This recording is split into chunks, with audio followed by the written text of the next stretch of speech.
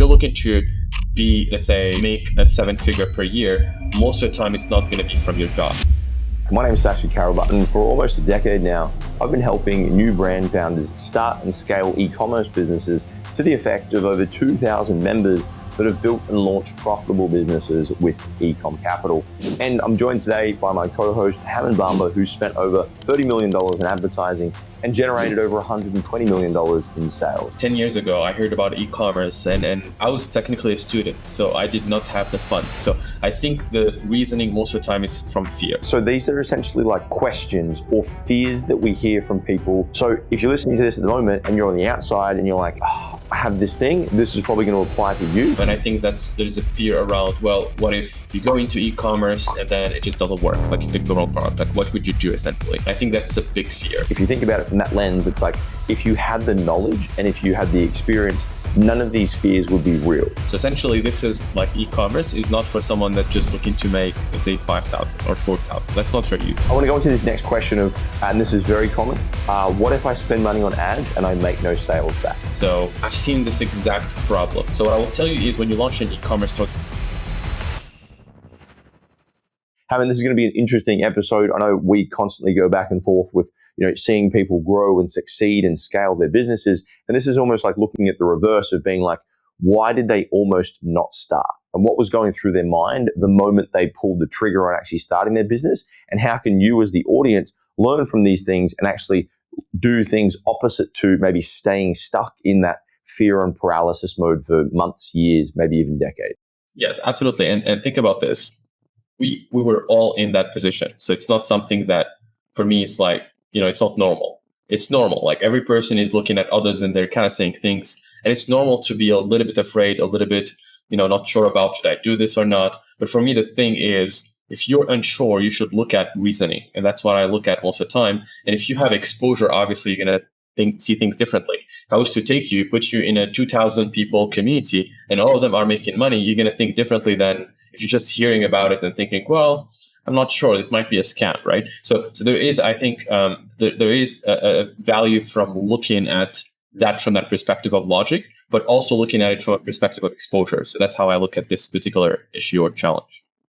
Well, I think it's exactly like what you said there. So it's like, I remember when I first, started making money in the online world, I didn't believe that the money that was showing on the Shopify dashboard would make its way into my bank account. Like I was like, that's just numbers. Yeah, no. I was like, that's just numbers, and I'm like, that's not even real. Like those are just numbers, and I'm like, how do I know that's actually going to get deposited? Like because it's exactly what you said previously. For me, it was like working on the tools, driving around to different job sites, doing construction work all day, every day, getting home, drinking beer, speaking to some of my buddies who I used to do that work with, and then I would be like, let's just wake up and do it again tomorrow. So imagine doing that for 10, 20, 30, 40 years. You lived your whole life like that. Of course, everything's going to look like a scam. Of course, everything's going to be like, is not real. Yes, and I think there's also another situation. For example, if I was to look at it from my perspective, 10 years ago, I heard about e-commerce and I was technically a student, so I did not have the funds. So my fear was essentially, I don't have funds and I want to make money. So every person want to make money. So I think the reasoning most of the time is from fear. It's you don't want to believe it because you're afraid of something, essentially. And most of the time, what you mentioned right now, let's say you have a routine, you have a life, you're afraid of losing money. So that's the first thing I think about. Like the main fear is, what happens if I pay someone or do something and I just lose the entirety of the thing that I have in terms of my money and life? And I think that's the biggest thing to look at initially.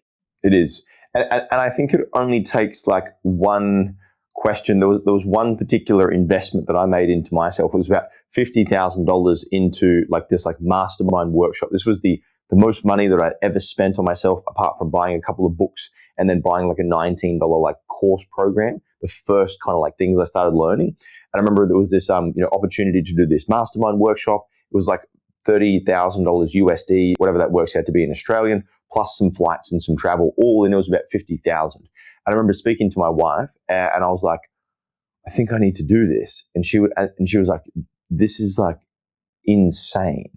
You know what I mean? She's like, what are you thinking? Like, we could buy a house with that money. That's like a deposit for a home. She's like, are you out of your mind? And I was like, I think I need to do this. And I spoke to one of my friends at this time, like there was one guy that I kind of started to become pretty close friends with. And he was like a little bit ahead of me in terms of like development, business development, doing stuff on the online space.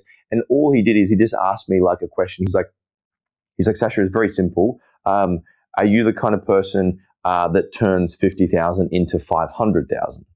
Or are you the kind of person that sees $50,000 as a lot of money and goes back and stays in his job? And for me, that was it. And I always remember that. I was like, I'm the type of person that turns 50 into 500. And so I like paid the thing and did it. So essentially what you thought about was like, you can essentially turn this into an investment, essentially. So you're looking at it from that perspective. And I think that's valid. So when you come, let's say, when you actually invest, and just look at it from a perspective of you do it or you don't do it. Let's say you have 50,000, you invest in this thing or you don't invest. If you invest, most of the time, you're either like, I look at it from a just time going with the investment. You're either going to put in, let's say, $100 in something and just ignore it. Say that's like a mini investment, or you put in significant investment and you change your entire life to actually get that outcome. And my view on this would be the bigger investment, the more you're actually going to do something. And that's what I've seen in the past, particularly on my end, because I was actually a student. So every time I had like to pay the university, and the Canadian government is very nice, actually give you money to kind of, let's say, pay your tuition. And again, they have like a lot of programs to help students. But I was really questioning that money because I would pay this university, but I would think about, what am I getting, right? I'm getting a job that would give you 70K, 100K a year in accounting. So I was thinking, is that valuable? Like, I'm seeing this investment more of them from like that. And the university, obviously, it's expensive. It's not cheap. So if you think about, you pay the university 50 to 100K and they give you a 70K thing versus you invest in your business, I was willing to do it, but I was literally, I think at one phase, I was looking at it from that, this is opportunity one. I would pay this university 50K and I will get 70K potentially. And I'll need to hustle also in that area. Or I pay, let's say, these businesses or these guys are more ahead money, and I would get something that would make me much more returns. And I was also thinking about the freedom element of it. So I'm thinking about, well, university, you need to stay in one country. Like if I was to think about Canada, we need to stay in that one city, maybe that same country. I can't really travel, and the business would give you that freedom. So it's an uncapped win on top of, let's say, freedom of going everywhere. So for me, that alone was enough to make that decision, because I was thinking this 50K would go to university, it gives me nothing, essentially like basic stuff. And this opportunity would give me much more. But I didn't have the funds. So I was just essentially investing gradually. But it's very interesting because what you said there goes back to the same thing that you mentioned at the start, which is based on your environment and based on like, how people around you think, they will tell you, and that will condition you to think like, this is normal to pay 100 to get 70, or this is not normal to pay, 50 and get infinite. You know what I'm saying? It's like how your environment's constructed and the people you have around you, and like whether it's in a job, all the people in the job will be like, don't start the business, that's insane. They will say, pay the 100, at least you've got security, safety, and in the next 10 years, you're going to be making maybe 80. Let's go. Yes. And actually, my environment was, I remember I was hiding this information. Like I was hiding essentially the things that I was doing because I know no one would not support, but not necessarily like, I don't want to hear like questioning when I was thinking about it from that perspective, to be honest. Like every person that I would talk to, I would not say how much I'm actually investing in things because I was afraid of, well, you're crazy, right? Because you're not like doing this. You're a student. Why would you do this? Because, your life just started and you want to do this new thing. So I was always in fear from that judgment of others in show of what I'm doing essentially. And I was very much cautious about who I was talking to in terms of, well, this is an invested amount, and I invested significantly. I would say for a student that can probably over 2-3 years, I probably invested like nearly 80 to 100K, which I know it's insane because I was just putting everything I have in this thing, and I was getting crazier and crazier because I was not seeing any results also initially because I was picking the wrong people to follow. But that's a whole other thing. But I think that it is very true in terms of what you mentioned there around the level of investment will kind of like dictate the amount of attention, right? And so it's like, people expect, for example, this massive business, but then they want to invest, for example, like $2,000, and then they're like, put 2,000, and then because it's only 2,000, they're like, who cares? It doesn't matter if I lose it. But like the people like what you said, invest 40,000, 80,000. It's like the amount of attention and the amount of like, I am not going to let this like not work. It has to work, do or die kind of like application. That's what makes people dangerous. You know what I mean? It's like you can't lose. Successful entrepreneurs, they have that, by the way. Most of successful entrepreneurs that I've seen in the last 10 years, they did this. Like they invested much more than the average person, and they felt that pain a little bit when they did that. But their commitment is almost like, I'm not going to leave this until I extract the money and get some winning. I would say it's two ways. So I think it's part of it. From what I've seen, it's almost like a consistent thing that I've seen across many big entrepreneurs that I worked with, including yourself.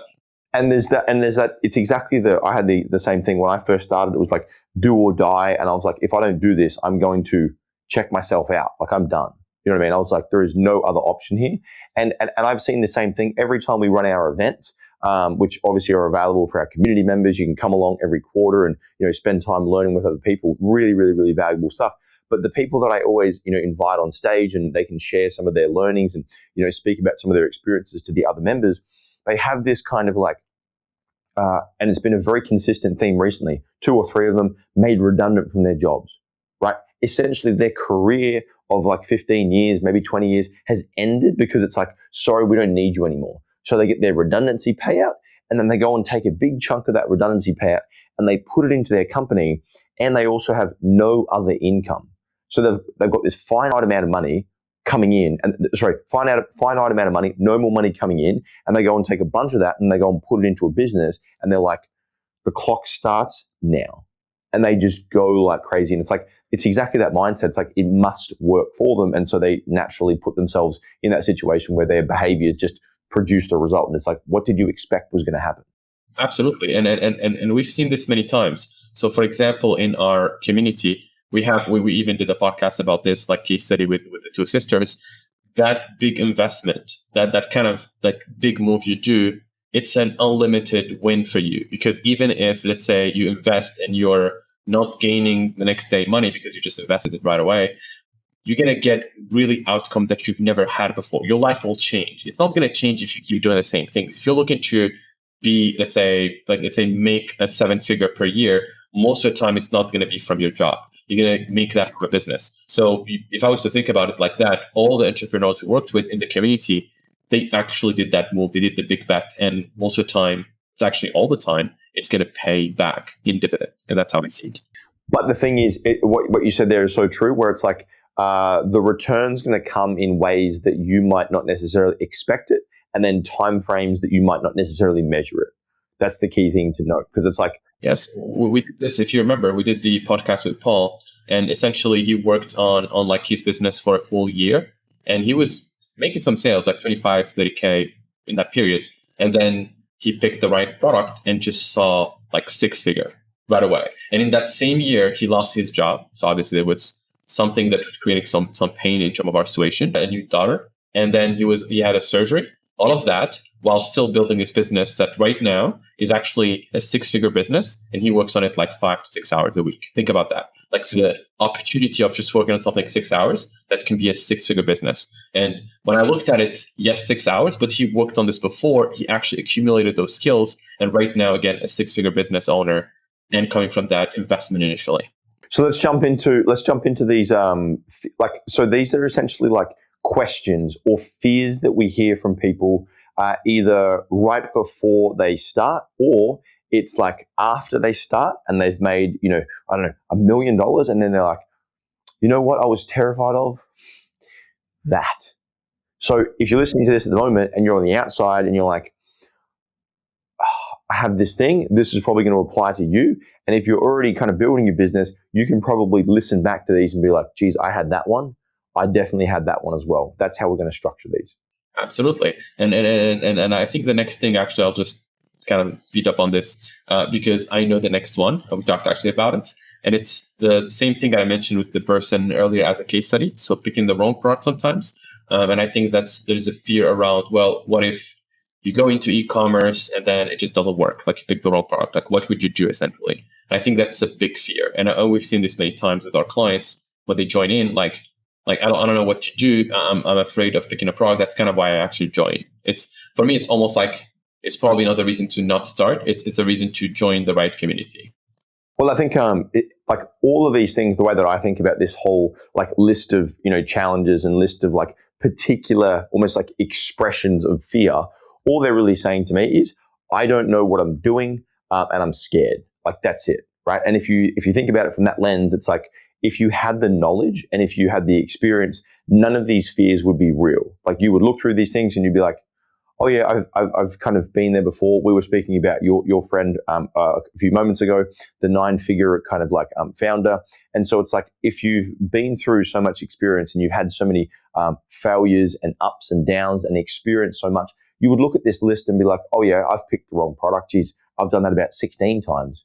It's not scary anymore. You know what I mean? I gave an example in this document here where it's like Warren Buffett, like he wouldn't be scared now of making an investment into the share market or the stock market because he's done it for 80 years. You know what I mean? He's like, he's seen every up, he's seen every down. He knows what happens. He knows the behavior. He knows a good company. He knows a bad company. And so like when he very first started, he probably was like, oh my God, this is a bit scary. What if I lose my money? And it's like, you're only afraid if you don't know something. But the moment you educate yourself, the fear goes away because it's like, when you're a kid and you look on and you're sitting on top of your bed and there's the fear of the freaking monster under the bed, you're like, oh my God, he's going to eat my feet. Oh my God, he's going to come up and like just, I'm so terrified. And then you turn the light on and then you look under there and there's just like, I don't know, nothing. You're like, oh, okay. It's like the education, you know what I mean? That knowledge, that.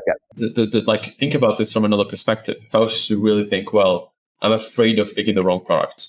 So that fear will never go away, right? It's just going to be always there. What you should be thinking about is what happened if I pick the wrong product? Can I minimize the risk of that? And this is where I think the logic should come from in terms of, well, I'm afraid of picking the wrong product to potentially I need to, as you mentioned, a little bit more education. I need to understand more the criteria. Is there a way for me to minimize the risk by actually looking at a community or a program could help me lower that risk so that I don't do random things? Because the problem that you're afraid of might be just that you, as you mentioned, you don't have the information. And if you don't have the information, you have the fear. So for me, the fear of not picking the right product, essentially you can solve this pretty easily by just thinking about, well, I need to educate myself properly. So make sure that I have access to actual criteria that can give me a good product. And I need to prepare also what happens if I have a bad product. Well, you can just pick another product. There's no problem with that. Correct. And it's like, I think about it from this lens. So what would be an environment that would have the highest probability for me to pick a shitty product? And it's like, well, probably me sitting in my bedroom at home, randomly searching TikTok or randomly searching the internet, grabbing some random thing, putting it onto some random website store, and then starting to spend money on ads. Like that would be the definition of the highest probability way for your product to fail and for you to lose money. And so it's like, what's the opposite end of that equation? What would be the most high probability environment whereby I would have the highest, success rate of picking a product that's going to crush? Well, it's like around people constantly that are winning, right? Seeing their brands around other coaches, mentors, and people that have done it thousands of times, right? In an environment where you can ask questions and learn, where you're the odd one out because you haven't yet become successful. It's like, that's going to be the environment where your success rate, just by extension of being there, goes all the way up. And so it's like, do you want to fail by yourself? And then it's like, yep, pick the wrong product because you didn't know anything. And it's like what you said at the start, the environment, who you're around, what you see as like normal, that dictates your decision making. If you're around an environment with heaps of people, they're all crushing it, they're constantly, seeing winning products go live, you'll be like, oh, I can see that.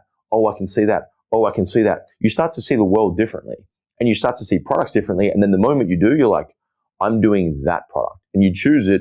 And then, wow, lo and behold, you have better success than you might have just by yourself. We've seen this so many times. So many founders that come into the community and they've had 2 or 3 horrible failed business attempts. They come in here, they get exposure to what we do. They see different people making different levels of money, 50K a month, 100K, 200 plus thousand a month. And they go, interesting. And then the next thing they sell goes on to become a success. It's very consistent, And also you're limiting your, as you mentioned, like, let's say this is a big problem in the e-commerce side. You pick the wrong product. How can you improve the odds? The odds are not going to be better by you actually not getting any exposure or just doing it yourself. Let's say you want to build this business. You want to make money. That's the goal. you should look at, well, I need to be around people that are doing this so that I can learn from them. It's really the basic logic of you want to learn something. Let's say you want to be an accountant. Would you just try to figure accounting, figuring out like the numbers and the rules, or you would go to a university that would actually give you those skills and be around, let's say, teachers that actually do this, or they have, let's say, exposure to help you do that. So my view on this would be you need to have exposure to lower the risk so that it's not just you making the decision on your own, or you kind of just, figuring it out. Because I think those would cost you not only the wrong product, but also potentially tons of money, not just the 50K, your time and your money. Yeah. I want to just double click on the first point here that we put down in the document, which is like, what if I lose money? This I believe is the biggest thing that people are afraid of before they start. They're like, I've got some money to invest. I know I need to invest in some mentorship, some advice, some guidance, some coaching. What if I invest money into this program, this mentorship, this community, and I don't get any returns? This fear, I think, is the number one thing that prevents people from taking action. And I think it's the thing that actually has them kick the can down the road and wait for things to get really bad in their personal environment before they almost have no other option but to take action. So I just want to close off on this one because I think fundamentally all things come from the fear of like losing money. And I really want to make sure that we handle this one in terms of what you've seen with this, Hamen, and I'll talk to some of the things that I've seen. Absolutely. So first, you lose money by not making money, first thing, because a lot of people are actually making money, but they're barely living. So they can't even pay their life. Like essentially it's like you pay the bills, but it's not even enough, and you have maybe some debt, or you're even struggling. So you need to think about first, are you already kind of in a situation where you need to do something? So you're already losing money essentially.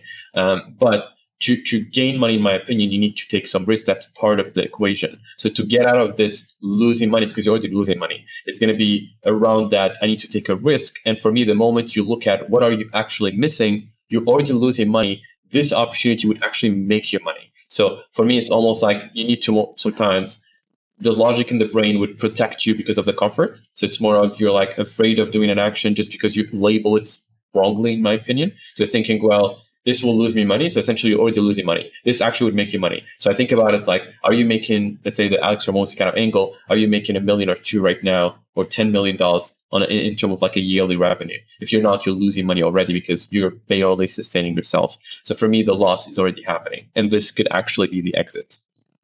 It's very good. I love that angle in terms of like, how happy are you now with your current situation? You know what I mean? And it's like, unless you're making $1 million and you've got a great house, a great family, cars, things that you love about your current life, what are you protecting? You know what I mean? It sounds like a pretty miserable existence. For most people it is, and they're almost like the pain of letting go of something that they know is shit versus trying something new. Like sometimes that's an easier thing to cope with and be like, yeah, but it's not too bad, but hopefully one day my job will give me a promotion, versus being like, let me go and take a bet. And the other thing that I think about this component is when you invest something, you will always learn something because you're committing to your future self. And it's like the very act of like learning is where the real value comes in terms of your future business. If you don't invest, you're not going to learn anything. If you don't learn anything, I don't care how much you might sit there and pray for it and meditate on it.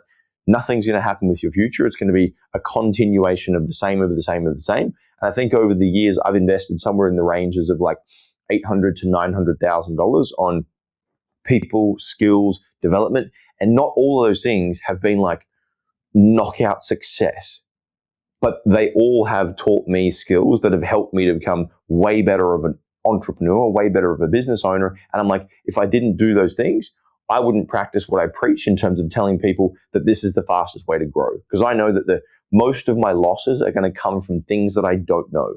I don't know how to pick a product. I don't know how to read a financial statement. I don't know how to run marketing or ads. How about rather than trial and error and spend $50,000 on just figuring it out myself, go and pay someone $10,000. They can tell me exactly what to do, and I can shortcut that whole learning experience. Or I can sit there in fear and just be like, I'm really scared of losing money and do nothing. It's madness. Yeah. And I also believe one thing, and I mentioned this to a person that I coach. So essentially, this is like e-commerce is not for someone that's just looking to make, let's say, 5,000 or 4,000. That's not for you.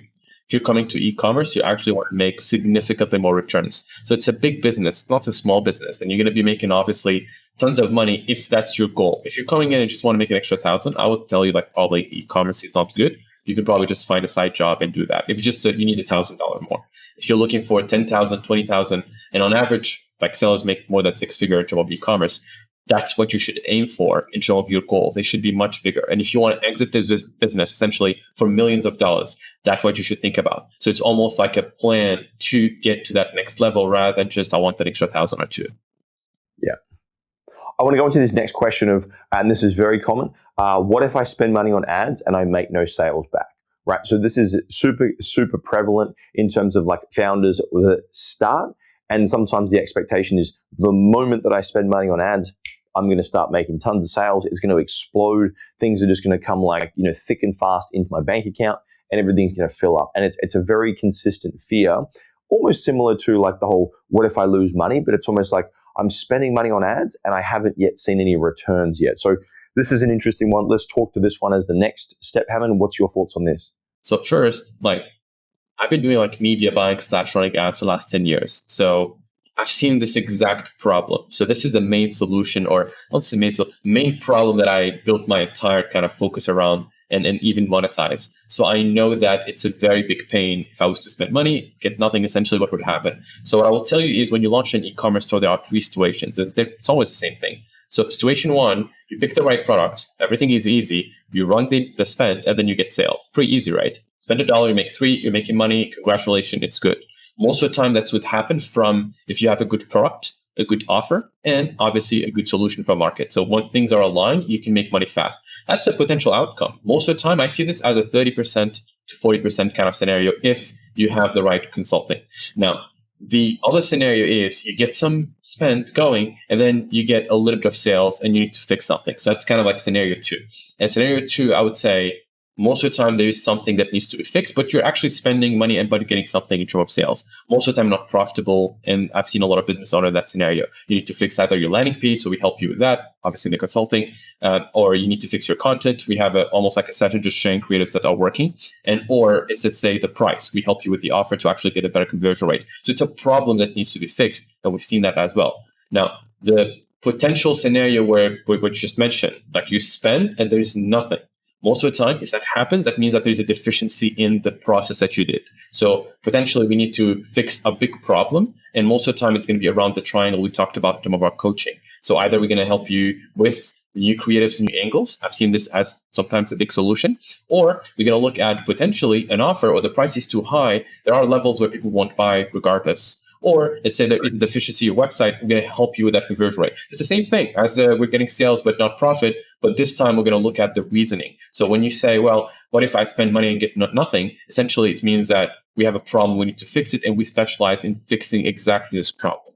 But if you have the right coaching, this is an unlikely scenario. But if you have the wrong coaching or you're just doing things randomly, it's a very highly likely scenario because you're just going to pick things randomly, and that's almost never works. Very, very, very true. Yeah, I think it's just a timer. Like it's like don't get sales straight away means just like I haven't yet figured out the perfect kind of like organization of those resources to get the result. And then you just need to spend time in reorganizing, whether it's your offer, whether it's your product, whether it's your price, whatever those things might be. And it's like get them in the right order, and it's like the market will respond and you'll start making money. So the next one I want to talk about here is a lot of the time I hear this kind of feedback, I hear this question of like, what is the exact steps? What is the perfect and precise steps that I need to take to get the result? Like if I don't get clarity in terms of like step one and then step two and then step three and then step four, it's like I almost need to think that I need to have the product, and then I need to know which platform I'm going to sell on, and then I need to know which creatives I'm going to run, which offer I'm going to run, how much my margin is going to be, what my corporate structure is going to be, my bank accounts, all of that planned out before I can start, right? And what I've seen here is the best entrepreneurs, they do the exact opposite. They decide and then they commit and then they figure out those things along the way. The way actually, when you mentioned this, I was actually overwhelmed. I was like, that's a lot of things to do here, and it's just creating complexity for nothing. Insane. It's insane, right? And I always use the saying in my mind whenever I notice myself with like anxiety about something or a little bit uncertain about something. I'm like, action creates clarity, or action is the antidote for anxiety, right? So it's like the moment you start moving is the moment you'll start to actually like get more clarity about the future, right? And the only thing that you will have definitive 100% perfect certainty about in terms of the future are things like the schooling system. Who remembers going to school? You start grade 1. What happens after grade 1? You go to grade 2. What happens after grade 2? You go to grade 3, and you repeat that for 12 damn years. I don't know about you, but when I was in school, I was like, this is the most dead boring thing. I've got the next 12 years of my life perfectly planned out, and it's like the most predictable rinse and repeat thing. And then you get to the end of that schooling situation, and then you're like, so what do you do now? And for the last 12 years, you've been conditioned to think in the box, do the same thing for 12 months, then do the next thing for the next 12 months. And it's like, unless you want your business to be similar to your job, which is like get a $4 pay rise every 2 years, and then hopefully one day become a manager or a director so you can have a house, right, and a car and a wife that maybe like is decent looking. It's like, that's your future if you want the predictable path. And what we're paying for in entrepreneurship is it's the massive delta that comes with the unknown, right? So if you think about it, most people are out there, they're craving the certainty. They're looking for, step by step, perfect, perfect, perfect. And it's like the people that are wild and crazy enough to take a little bit of information and take a bet on themselves, what they're paying for is a future that might be a 1500x versus a 2% every 4 years, right? Or a 3% every 12 months, whatever the pay rise is that you get. So it's like, by design, what you do when you take big bets based on unknown futures, that is entrepreneurship. It's like you're betting on something that other people can't see. And entrepreneurship, as a definition, means taking risks based on the future and based on information that not any other people around you even can see. You're like saying, this is what I'm going to create. And other people go, dude, that's mad. I don't know. But when they say it's crazy, it's actually most of the time that's the case. Like this, like that's crazy. But I'm like, that's normal. It's crazy because the person is looking to make significant outcome, which is crazy, right? Exactly. It's exactly. And it goes through those stages where it's like initially, first things first, people around you are like, don't start a business. That sounds insane. That's ridiculous. You start a business. They go, oh yeah, cool. Like, good on you, man. Like, that sounds like a great idea. Like, they'll give you the little clap, give you a little pat on the back. Third one is like they're sitting there and then they're like, oh, you're still doing that thing? Like, because it takes longer than you expected. Oh, you're still doing it? Oh, really, man? It's been like 6 months. Why don't you just leave it? It sounds too risky. It sounds too difficult. It sounds like, there's way too many people doing it. I think it's very saturated, and you keep pushing, Eventually, you get to the other side. After long periods of that kind of like, just let it go, you're crazy, you're ridiculous, that sounds pretty stupid and it sounds pretty risky. Eventually you break through and people go, oh, congrats, well done. Oh, I always knew you were going to be successful. Oh, I could really tell because you had those characteristics when you were in the job. You used to say things and I'm like, man, like that is the game, right? And so it's like, to say that you want everything perfect step by step is to say, I want to be an entrepreneur, but I want the environment of a 9-to-5 job. And it's like those two things aren't hand in hand. They aren't mutually exclusive, and you can't have both of them. If you want to be an entrepreneur, what you're paying for is massive future upside, also with the risk of having to figure out what is going to happen as the next step as it comes into your environment. Very, very, very different situation. Yes, and it's a very different also ROI. From I look at it a little bit differently. So when I think about, let's say someone committing to school, 6 years, right? 7 years, they're not getting anything, right? For 7 years, that I've seen most of the time. So a business, you commit less and you make more. So for me, it's almost like most businesses or entrepreneurs I've seen, within 5 years, they probably making significant returns unless they do, let's say, other things, right? And most of jobs, normally the ones that pay really well, you need to do school for at least 5 to 7 years. So for me, it's like the ROI is just not even comparable. Even in that you mentioned the unknown, for me, it's almost like observation. So if I was to look at others, you're doing, let's say, business for 10 years, I know he's making significant returns from that. So it's like just logic speaking.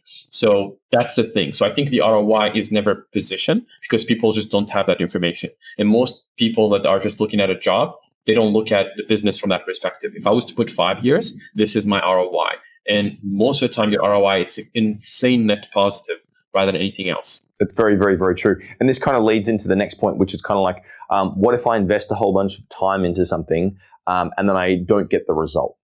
That kind of thinking. Or like, what if it takes me 12 months and I don't see a return? What if it takes me 18 months and I don't see a return? And I think the only thing that I think about in this particular kind of like fear or this concern is like, you don't get the return if you stop. Like, that's the only way you don't get the return. And it's exactly like what you said. It's like, sometimes you must first go down to then come up, right? And sometimes people go down below zero and they go into the negative, and then they stay in the negative for longer than, I'm not sure, Instagram Reels tells them is normal. And then they go, you know what? This old thing is just not for me. And they accept the loss, right? Versus, sitting there and just continuing to build and build and build and build.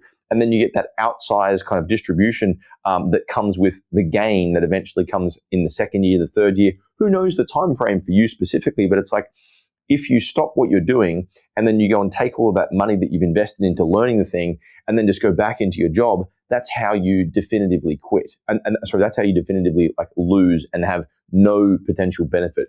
Look at all these like great entrepreneurs. Like I always look at Donald Trump. I think he's a great example. Love him or hate him, whatever your situation is. But I'm like, he's been bankrupt multiple times and he's rebuilt from bankruptcy billions of dollars of businesses. And I'm like, how does someone do that unless they have learnt the fundamental skills of operating? And then it doesn't matter if they have $0 in their bank account or $4 billion in their bank account. They're not scared or afraid of the environment. And the only time you ever have like the fear is when you sit there and you have no knowledge, you have no skills, and you're thinking that you're going to create a different future. Donald Trump, I guarantee, man, if that guy went broke again right now, he'd bounce back to billions of dollars. And think about this. He lost an election. So people were like, hey, he's done, almost went to prison chasing the second one. And then I think people don't realize that this is like, I see him acting as purely an aggressive entrepreneur. Those are the entrepreneurs that would win in all environments. Like, they don't care. Like, you put them in a scenario where, well, you have like almost, you're going to be like in the prison. And on top of this, you have limitation of resources. People are actually blocking your bank account. And on top of this, you want to be the US president. That require a lot of capital and a lot of stability mentally to just keep going and not necessarily lose. And think about his age versus the ROI versus the time spent. I do believe that he is actually, although I don't like, not every person would agree with his points and everything, but I do believe he's not a billionaire by luck at all. No, that's exactly right. And I think the other component to this is like I've said over and over again, the most valuable thing that you can get out of any investment into yourself is the skills you learn. Think about what happens when the lottery winners. What happens? They win the lottery. They get a whole bunch of money, $1 million, $10 million, $50 million, God forbid. And within 2 years, 3 years, it's gone because they don't have the skills to manage the money. They don't know all of the kind of like principles of managing money. So they make wild decisions. They go and buy boats, planes, cars for all their families. All their families take all their money. And then in 3 to 4 years, they're broke and way more unhappy than they were before the money. So it's like these skills that you build through the process are actually the most valuable thing. I want to close off on this last point, which is interesting, and I think it's challenging for people because the idea of it is very real. It's like getting scammed, right? Getting scammed, feeling like they're going to invest something and then not get any return. It can be a fear, right? There's a lot of people, especially in the internet space, that are misleading people, and so it's like it's a very valid and real concern. But I also think it's an extension of no education, right? When I first started, I had no education and I was like very concerned. There was one webinar that I watched for this like training video. And I remember it was very legitimate, sounded very good, but I had no education, no information, no kind of like knowledge about the online business space. And I had this opportunity to invest into this business model way before I actually started. And this is the only ever regret that I ever have. I wish that I bought that video program because I believe it would have shaved off probably 2 years of my business career and I'd be 2 years ahead. But in the moment, I watched the video, got to the end of the video, and it was a $1,400 kind of opportunity to do this training program. And I sat there in all my construction gear, and I said to myself, my friend was in my room behind me, and I said, that's definitely a scam. And I just I closed the laptop, and I just forgot about it. And I constantly think about it over and over and over again, because I'm like, I wonder what would happen if I did things differently. And it keeps me up at night, So I think that idea of being scammed only comes with when you've got no knowledge, you have no idea about what good looks like. Similar to what I said with Warren Buffett. I don't think he sits there and looks at stocks anymore and goes, that stock's a scam. Yeah, that's definitely a scam. I'm not going to invest in that one, but this one over here, that's a good stock.